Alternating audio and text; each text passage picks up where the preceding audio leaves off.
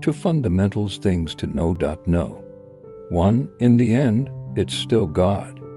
Nothing happens outside of God's will. No one takes a step outside of God's knowledge. No one has the power to go beyond God's permission. So don't worry about what the heck is going on out there. You think people are in control. You think people have power. No, it's all an illusion. Everything that happens, it's still God. All you need to do is to trust in Him. Put your trust in Him. Have faith in Him. Trust me, brother, when you do that, you will find peace. No. 2. There is God and you are not Him. This is very, very important to understand, especially for those of us who are leaders, who are in positions of authority, who have people under us. We need to understand we are not God.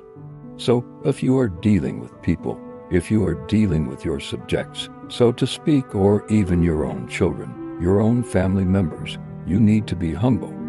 Why? Because it is not your life that you are living. It is God's life that you are living. And you are just a steward over what God has entrusted to you. So be humble.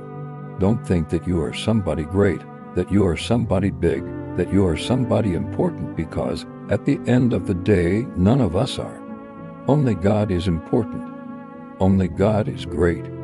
Only God has the power. We don't. So be humble. I read this beautiful story. A long time ago, a king went to visit a certain saint. And he said, "I want you to come with me so that I can show you something." The saint said, "What is it?" The king said, "Look over there." And the saint saw some trees. The king said, "Do you see those trees?" The saint said, "Yes." And the king said, "I want you to tell me which one of those trees is the biggest tree." The saint looked at the trees and said, "Your Majesty, I am unable to tell which tree is bigger than the other."